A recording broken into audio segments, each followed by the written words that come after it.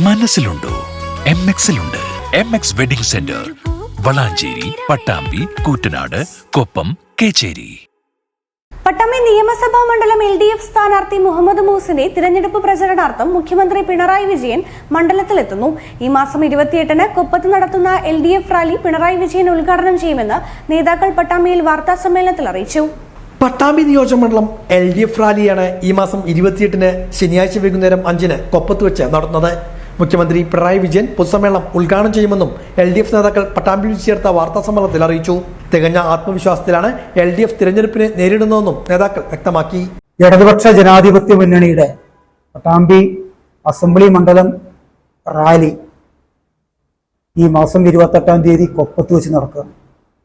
മുഖ്യമന്ത്രി സഖാവ് പിണറായി വിജയനാണ് ആ പരിപാടിയിൽ പങ്കെടുക്കുന്നത്. ആദ്യമായിട്ടാണ് അദ്ദേഹം കൊപ്പത്ത് വരുന്നത്. ഈ തെരഞ്ഞെടുപ്പിൽ ഞങ്ങൾ വികസനം തന്നെയാണ് മുന്നോട്ട് വയ്ക്കുന്നത്. ഒപ്പം തിളക്കമാർന്ന രാഷ്ട്രീയവും. കേരളത്തിൽ 5 വർഷം കൂടുമ്പോൾ ഭരണം മാറുന്ന അവസ്ഥയാണ് ഉണ്ടായിരുന്നത്. അതാണ് ശരിയെന്നാണ് അക്കാലത്ത് ആളുകൾ വിശ്വസിച്ചിരുന്നത്. പക്ഷെ തുടർ ഭരണം കൊണ്ട് ഉണ്ടാകുന്ന നേട്ടങ്ങൾ ഇപ്പോൾ കേരള ജനത തിരിച്ചറിഞ്ഞിട്ടുണ്ട്. ഈ ഗവൺമെന്റ് കഴിഞ്ഞ തവണ വീണ്ടും അധികാരത്തിൽ വന്നില്ലായിരുന്നെങ്കിൽ വയനാട് ചൂരൽമല എന്താവുമായിരുന്നു? അതിദരിദ്രരില്ലാത്ത സംസ്ഥാനം ഉണ്ടാവാൻ പറ്റുമായിരുന്നു.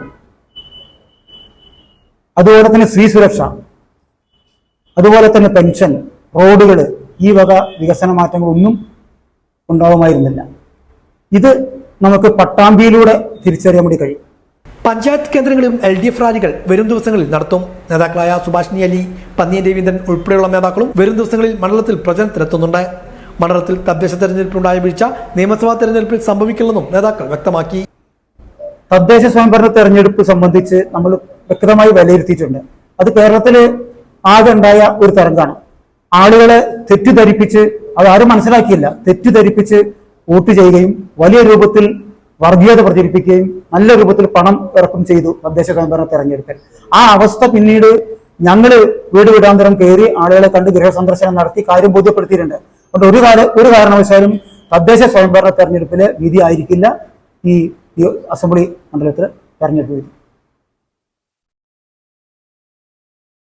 മണ്ഡലത്തിലെ UDF സ്ഥാനാർത്ഥിയെ വെല്ലുവിളിയായി കാണുന്നില്ലെന്നും നേതാക്കൾ സൂചിപ്പിച്ചു. വാർത്താ സമ്മേളനത്തിൽ നേതാക്കളായ T Gopalakrishnan, MN Karunakaran, KP Abdurahman, Soman, MN Sudeep തുടങ്ങിയവർ പങ്കെടുത്തു. അതൊരു ഭീഷണിയല്ല. ഞങ്ങള് ഇപ്പൊ ചിലരിങ്ങനെ പറയുന്നുണ്ട് ഞങ്ങള് കാര്യമായി യാത്രകളൊന്നും പറയുന്നില്ല. ഞങ്ങളെ സംബന്ധിച്ചിടത്തോളം ഈ എതിർ സ്ഥാനാർത്ഥിയെ കുറിച്ച് മോശമായി സംസാരിക്കുന്ന സംസ്കാരം ഇടതുപക്ഷ ജനാധിപത്യ മുന്നണിക്കില്ല. പിന്നെ അദ്ദേഹം ഇത് ഭീഷണിയാണ്. അദ്ദേഹം ഇവിടെ കഴിഞ്ഞ ഈ മുനിസിപ്പൽ തെരഞ്ഞെടുപ്പിൽ 300 വോട്ട് ജയിക്കും എന്ന് പറഞ്ഞിട്ടില്ലേ സ്വന്തം പാർട്ടി മത്സരിച്ചത്. തോറ്റതിന് തുല്യമായിട്ട് 50 വോട്ട് രക്ഷപ്പെടുത്തി അദ്ദേഹം ചെയ്യുന്നത്. അദ്ദേഹത്തോട് നേരിട്ട് ഏറ്റുമുട്ടി അദ്ദേഹത്തെ ഒന്നല്ല